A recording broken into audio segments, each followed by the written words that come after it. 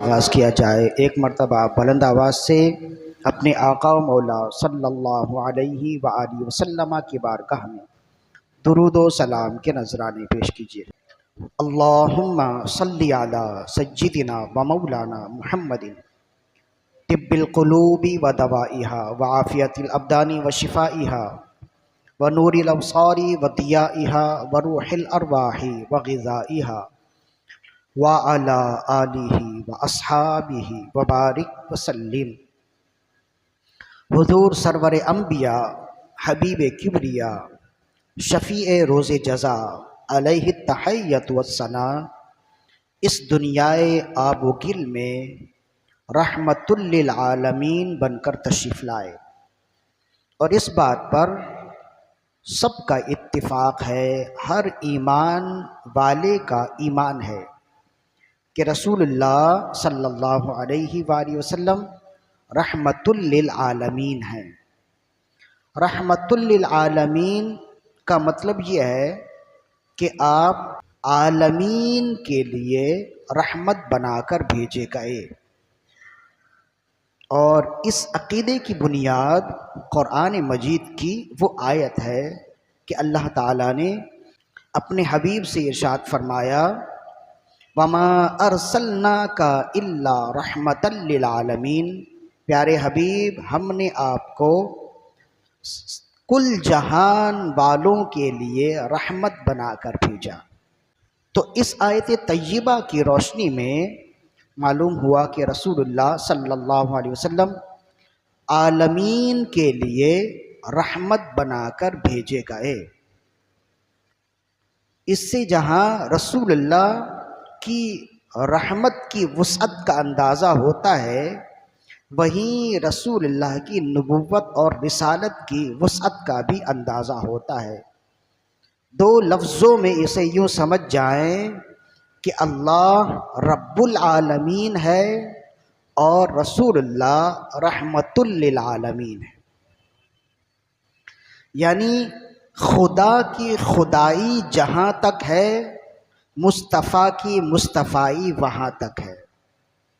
اللہ جن جن چیزوں کا رب ہے، رسول اللہ ان چیزوں کے لیے رسول، نبی اور رحمت ہے۔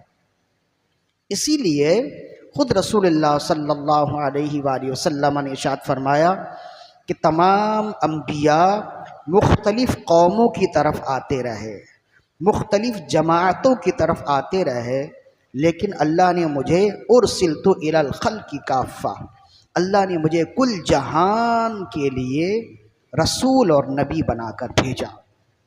تو رسول اللہ صلی اللہ علیہ وسلم کل جہان کے لیے، عالمین کے لیے رسول اور نبی بھی ہیں، اور وما ارسلناک الا رحمت للعالمین کے تحت عالمین کے لیے رحمت بھی ہے۔ عالمین میں انسان بھی ہیں، جنات بھی ہیں، جانور بھی ہیں۔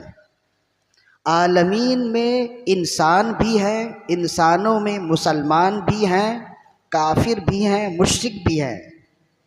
تو کیا اللہ کے نبی کافروں کے لیے بھی رحمت ہے، مشرکین کے لیے بھی رحمت ہے، منافقین کے لیے بھی رحمت ہے، مومنین کے لیے بھی رحمت ہے، یا اس میں کچھ الگ بات ہے؟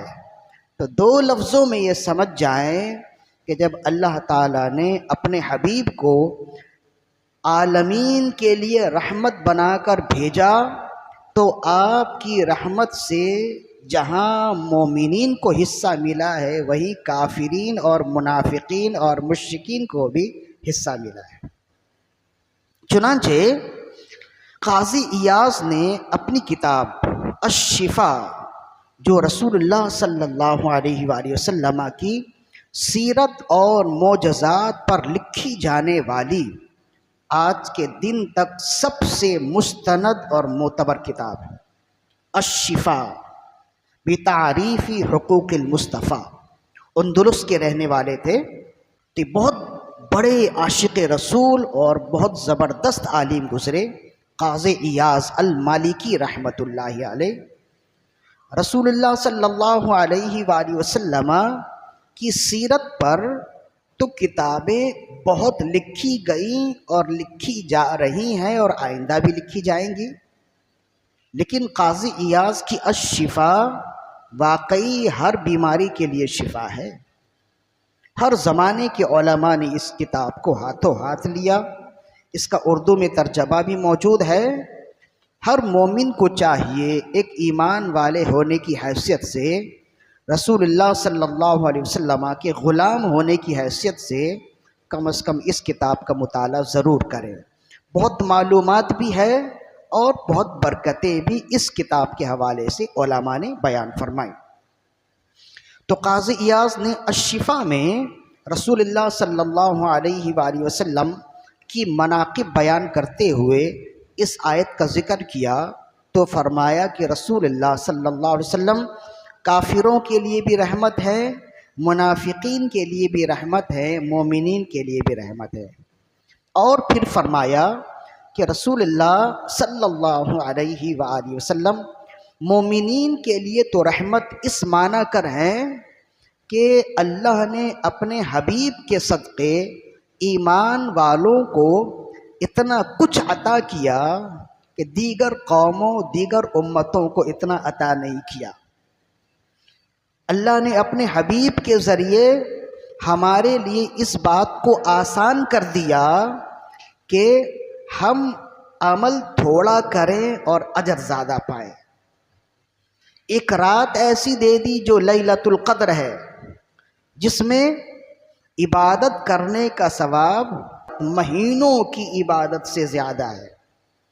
اسی طرح ہم اعمال کم کریں اور اس کا اجر زیادہ پائیں، یہ وہ صفت ہے کہ اللہ تعالیٰ نے اہل ایمان کے علاوہ کسی کو یہ صفت اور کسی کو یہ فضل نہیں عطا فرمایا۔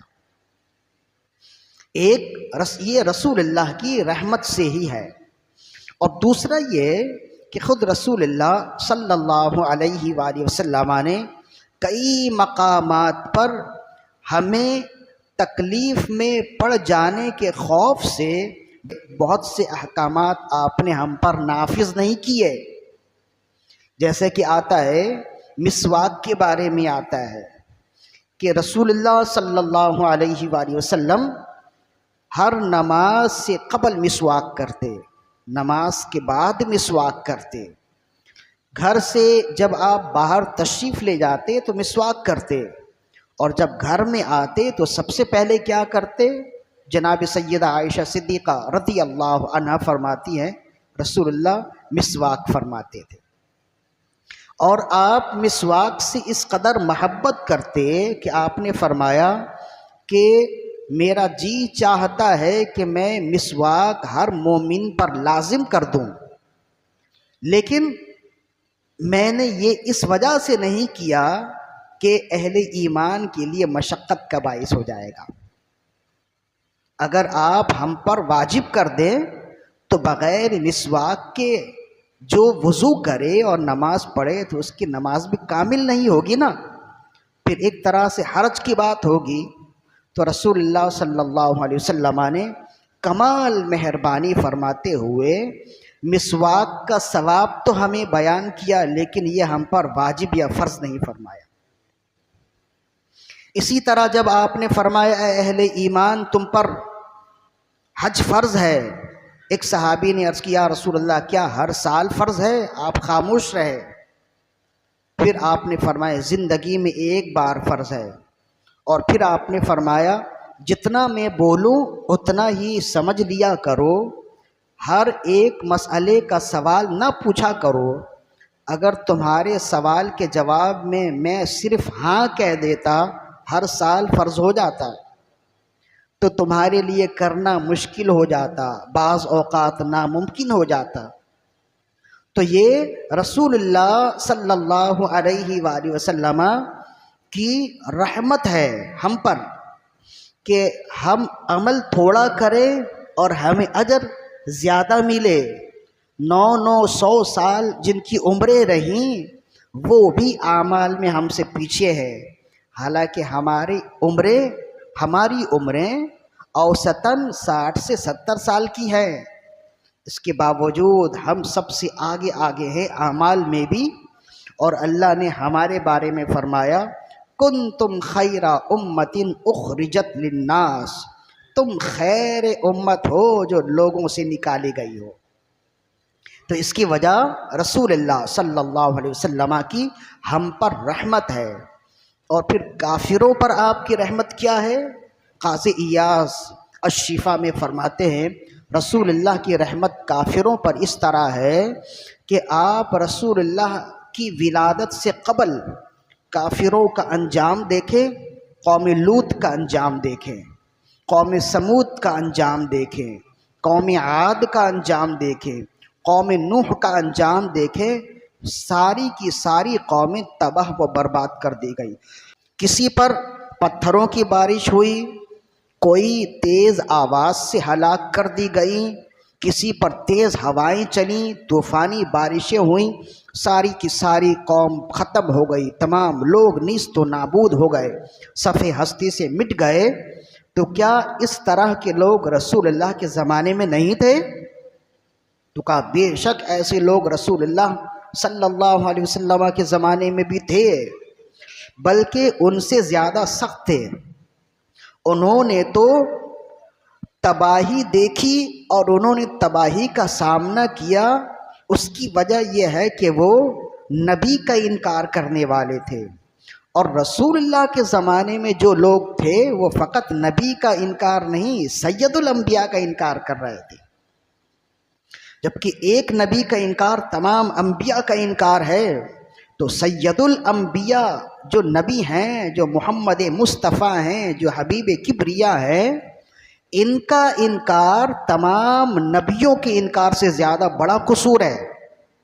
تو ہونا تو یہ چاہیے کہ جنہوں نے قوم سمود نے اپنے نبی کا انکار کیا ان پر عذاب آیا، قوم عاد نے اپنے نبی کا انکار کیا ان پر عذاب آیا، قوم لوط نے اپنے نبی کا انکار کیا ان پر عذاب آیا، اصحاب الایکہ نے اپنے نبی کا انکار کیا ان پر عذاب آیا، اصحاب نوح حضرت نوح کی قوم نے حضرت نوح کا انکار کیا ان پر عذاب آیا۔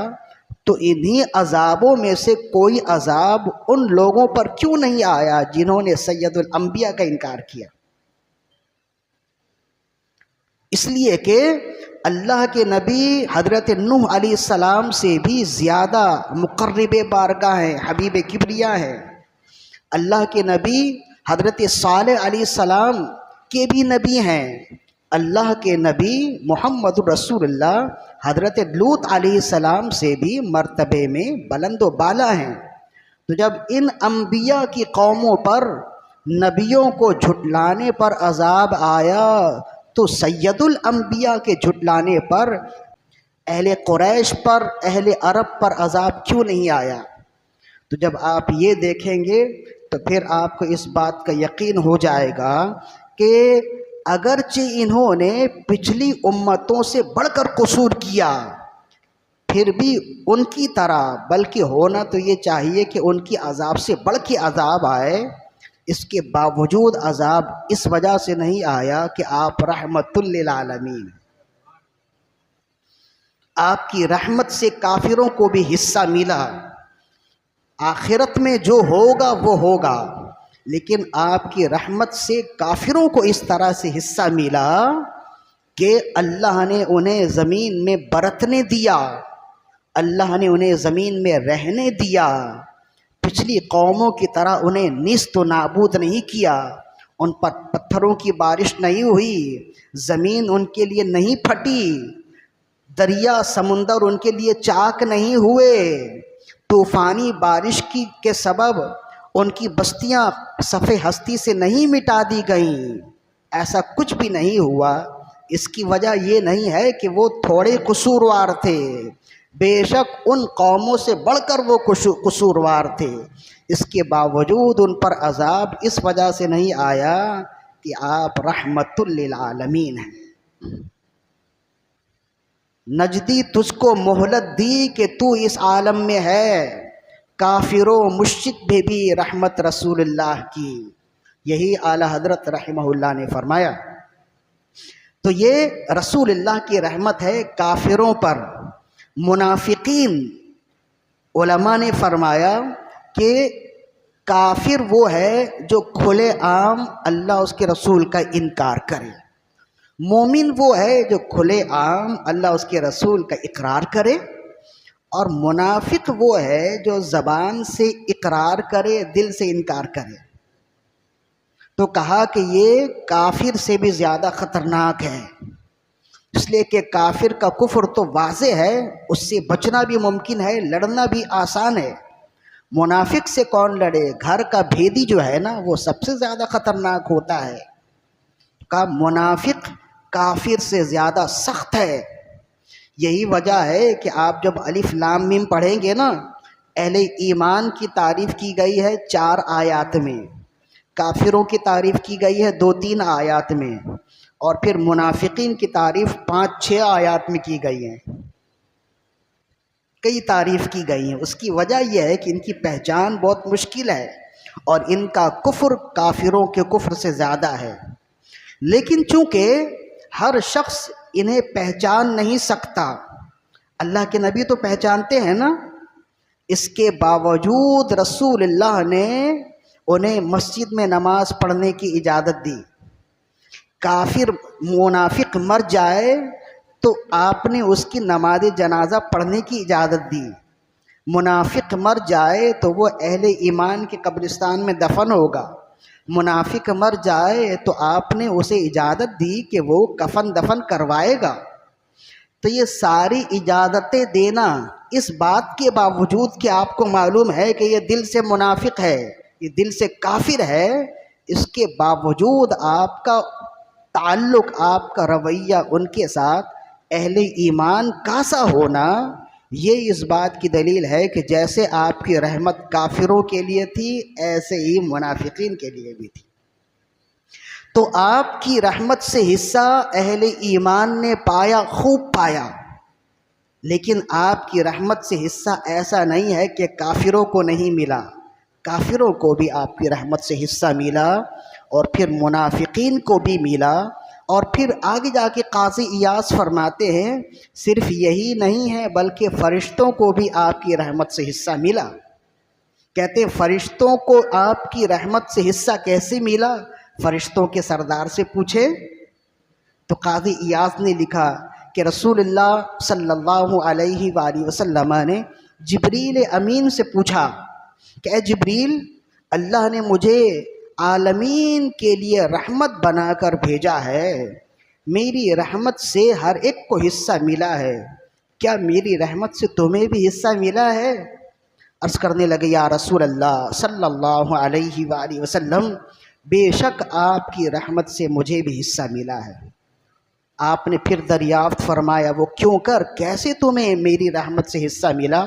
عرض کرنے لگے یا رسول اللہ، جب سے ابلیس کا حشر دیکھا تب سے میں اپنی عاقبت کے حوالے سے، اپنے انجام کے حوالے سے ہمیشہ ڈرتا رہتا تھا، نہ جانے میرا انجام کیا ہوگا، نہ جانے میرا آخر کیا ہوگا، لیکن آپ کے وسیلے سے رب نے آپ پر جو کتاب اتاری، رب نے اس کتاب میں میری تعریف کی اور فرمایا ذی قوت عند ذی العرش مکین مطاع ثم امین، اللہ نے میری تعریف کی اور فرمایا ذی قوت عند ذی العرش مکین، وہ عرش والے کی بارگاہ میں قوت والا ہے، مطاع ثم امین، وہ آسمان میں اس کی اطاعت کی جاتی ہے اور پھر وہ امانت دار ہے۔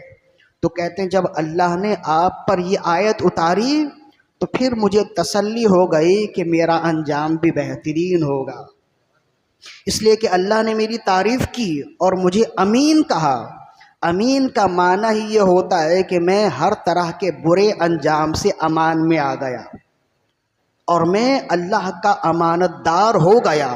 تو جسے اللہ نے امین فرمایا یہ اس بات کی دلیل ہے کہ میرا انجام اچھا ہوگا۔ فرمایا آپ کی رسالت و نبوت سے پہلے میں ڈرا رہتا تھا، لیکن آپ کی رحمت سے مجھے اب حصہ ایسا ملا کہ مجھے اپنی عاقبت کا اب خوف ختم ہو گیا۔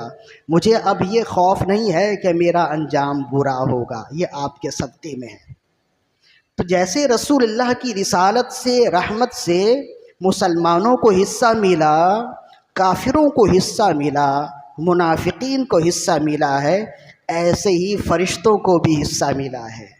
جب یہاں تک گفتگو ہو گئی تو پھر اب اپنی گفتگو وہی پچھلی نشست میں لے چلیے کہ انسانوں میں اللہ کے نبی کی رحمت سے سب سے زیادہ حصہ اگر کسی کو ملا ہے تو وہ مسلمانوں کو ملا ہے، اور مسلمانوں میں اللہ کے رسول سے، اللہ کے نبی سے سب سے زیادہ حصہ مسلمان کی عورتوں کو ملا ہے، جس کو کہتے ہیں طبقہ اناس کے محسن اعظم۔ رسول اللہ سب پر احسان فرمانے والے ہیں، لیکن عورتوں پر رسول اللہ کا احسان سب سے زیادہ ہے۔ آپ عورتوں کے لیے خاص طور پر محسن اعظم ہیں۔ جب آپ کہتے ہیں نا کہ عورتوں کے لیے خاص طور پر محسن اعظم ہیں، تو اس کی وجہ یہ ہے کہ کافر اپنے کفر کے ساتھ زندہ تھا، مشرک اپنے شرک کے ساتھ زندہ تھا، منافق اپنے نفاق کے ساتھ زندہ تھا، لیکن عورت کو تو زندہ رہنے کا حق ہی نہیں تھا۔ تو اللہ کے رسول نے عورت کو زندہ رہنے کا حق دیا، اور پھر ساتھ ساتھ اس کے وہ حقوق دیے جو آج تک اس کے حقوق سلب کیے جا رہے تھے۔ تو اسی وجہ سے کہتے ہیں کہ رسول اللہ کی رحمت سے ہر ایک کو حصہ ملا ہے، خاص طور پر عورتوں کو حصہ ملا ہے، ان عورتوں کو جنہیں رسول اللہ کی ولادت سے قبل زندہ دفن کر دیا جاتا تھا۔ قرآن مجید نے کہا کہ وَإِذَا الْمَوْءُودَةُ سُئِلَتْ بِأَيِّ ذَنبٍ قُتِلَتْ، اور جس دن زندہ دفن کی گئی لڑکی سے پوچھا جائے گا بِأَيِّ ذَنبٍ قُتِلَتْ، تجھے کس گناہ کی وجہ سے زندہ دفن کیا گیا، تو اس دن وہ بچی بتائے گی کہ مجھے کسی گناہ کے سبب نہیں، فقط ایک رسم و رواج کی وجہ سے، بچی کو، عورت کو عار سمجھنے کی وجہ سے، باعث بدنامی سمجھنے کی وجہ سے دفن کر دیا گیا۔ ذرا غور کیجئے اس آیت میں، اللہ اس بچی سے پوچھے گا تجھے کس جرم کی وجہ سے دفن کیا گیا، مقتولہ سے پوچھے گا، حالانکہ قاتل سے پوچھنا چاہیے۔ کوئی کسی کو قتل کر دے تو قاتل سے پوچھتے ہیں نا، تم نے کیوں قتل کیا؟ تو یہاں اللہ قاتل سے نہیں پوچھے گا، مقتولہ سے پوچھے گا۔ تو کہتے ہیں یہ اس بات کی دلیل ہے کہ اللہ اس قاتل سے اتنا ناراض ہوگا کہ اس سے بات کرنے تک بھی رب گوارا نہ فرمائے گا، کہے گا کہ تو بات کرنے کے قابل ہی نہیں، تیرا جو جرم ہے میں مقتولہ سے ہی پوچھ لوں گا۔ تو یہ بچی کو زندہ دفن کر دینا اتنا بڑا جرم تھا کہ اللہ کے نبی نے تو اس جرم کے بارے میں بتایا ہی۔ اس آیت سے معلوم ہوتا ہے کہ اللہ اس قاتل سے اس قدر قیامت کے دن ناراض ہوگا، اس سے پوچھے گا بھی نہیں، اس سے بات بھی نہیں کرے گا، بلکہ مقتولہ سے پوچھے گا۔ تو اس طرح کے رسم و رواج کے ایام میں، دور میں، اللہ کے نبی نے فرمایا کہ بیٹی رحمت ہوتی ہے، اللہ کے نبی نے فرمایا کہ بیٹی نعمت ہوتی ہے، اللہ کے نبی نے فرمایا کہ ماں کے قدموں کے نیچے جنت ہے، اللہ کے نبی نے فرمایا کہ بیوی تمہارا آدھا ایمان محفوظ کرنے والی ہے۔ تو یہ ساری چیزیں پہلے کہاں تھیں؟ لال و گل میں یہ انداز کہاں تھے پہلے؟ یا رسول اللہ آپ آئے ہیں تو گلشن میں بہار آئی ہے۔ تو جب ایسا ہے کہ اللہ کے نبی نے عورتوں کو رحمت فرمایا تو ہمیں بھی رحمت ہی سمجھنا چاہیے۔ بیٹی اگر گھر میں پیدا ہو تو ہرگز اداس نہیں ہونا چاہیے، ناراضگی کا اظہار نہیں کرنا چاہیے۔ اب دیکھیں کہ اللہ کے نبی کی تعلیمات تو یہ ہے، اور آج آپ خبروں میں دیکھیں، سوشل میڈیا میں دیکھیں، اکثر و بیشتر یہ ساری خبریں گردش کر رہی ہوتی ہیں کہ چوتھی مرتبہ، تیسری مرتبہ بیٹی کو جنم دینے کی وجہ سے شوہر نے بیوی کو قتل کر دیا، دوسری مرتبہ، تیسری مرتبہ بیٹی کو جنم دینے کی وجہ سے شوہر نے بیوی کو طلاق دے دی۔ تو بچے کی پیدائش میں عورت کا کیا عمل دخل ہے؟ وہ تو رب جسے چاہے بیٹا دیتا ہے، رب جسے چاہے بیٹی عطا فرماتا ہے۔ تو جو کلمہ پڑھنے والا اس طرح کا عمل کرتا ہے تو وہ سمجھ جائے اس نے کلمہ تو اللہ کے نبی کا پڑھا ہے، لیکن وہ رہ رہا ہے اب بھی زمانہ جاہلیت میں، ورنہ بیٹی تو رحمت ہے۔ لہذا بیٹی کی پیدائش پر جو اعتراض کرنے والا، جو ناراض ہونے والا، جو اپنا چہرہ بگاڑنے والا ہے، اسے سمجھنا چاہیے کہ وہ اللہ کی مصلحتوں کے مقابلے میں آنے کی کوشش کر رہا ہے۔ اللہ نے تو فرمایا یَهَبُ لِمَن یَشَاءُ إِنَاثًا وَيَهَبُ لِمَن یَشَاءُ الذُّکُورَ، وہ جسے چاہتا ہے بیٹی دیتا ہے، جسے چاہتا ہے بیٹا دیتا ہے۔ تو علماء نے فرمایا کہ اللہ تعالیٰ نے اس آیت میں دو خبر دی ہے۔ ایک خبر تو یہ دی ہے کہ اللہ جسے چاہتا ہے بیٹی دیتا ہے اور جسے چاہتا ہے بیٹا دیتا ہے، لیکن بیٹی اور بیٹے کی خبر میں اللہ نے بیٹی کا ذکر پہلے کیا ہے۔ یہ اس بات کی دلیل ہے کہ ہر گھر میں اکثر و بیشتر بیٹی پہلے ہوتی ہے، حالانکہ اللہ نے ہر جگہ مرد کو پہلے رکھا ہے، لیکن جب اولاد کا ذکر کیا تو فرمایا وہ جسے چاہتا ہے بیٹی دیتا ہے، جسے چاہتا ہے بیٹا دیتا ہے، عطا فرماتا ہے۔ تو بیٹی کا ذکر پہلے کیا، یہ اس بات کی دلیل ہے کہ اگر کسی کے گھر میں پہلی اولاد بیٹی ہو تو وہ باعث نعمت اور رحمت ہوتی ہے۔ اسے امام خرائطی نے لکھا ہے مکارم الاخلاق میں۔ لہذا ان باتوں پر خوب غور کرنا چاہیے، عمل کرنا چاہیے۔ اپنے بیٹوں کا بھی خیال کریں، بیٹیوں کا بھی خیال کریں۔ بیٹیوں کا خیال کرنا بیٹوں کے مقابلے میں زیادہ بہتر ہے، وہ پرائی ہوتی ہیں، دیکھتے ہی دیکھتے جوان ہو جاتی ہیں اور پھر ان کی شادی اور رشتے کی بات ہوتی ہے۔ تو والدین کو چاہیے بیٹوں کے مقابلے میں بیٹیوں پر خاص توجہ دیں، ان کی نگہداشت، ان کی پڑھائی لکھائی، ان کی ضروریات کا خیال کریں، اس لیے کہ وہ باعث آر نہیں باعث رحمت ہیں۔ ہو سکتا ہے کہ اسی بچی کی وجہ سے آپ کے گھر میں رحمتوں کا نزول ہو رہا ہو، جو حدیث میں پچھلی نشست میں بیان کر چکا ہوں کہ جب ایک بچی گھر میں پیدا ہوتی ہے تو فرشتے آتے ہیں اور آ کر کہتے ہیں السلام علیکم اہل البیت، اے گھر والو تم پر سلامتی ہو۔ تو بچی جیسے پیدا ہوتی ہے گھر میں فرشتوں کا نزول ہوتا ہے، اور فرشتوں کا نزول جس گھر میں ہو جائے وہ برکتوں کا ہی نزول ہوتا ہے۔ لہذا ان باتوں کو خوب عمل کیجئے۔ اللہ تعالیٰ سے دعا ہے کہ رب عز و جل ہماری آج کی حاضری اپنی بارگاہ میں قبول و مقبول فرمائے۔ وما علینا الا البلاغ۔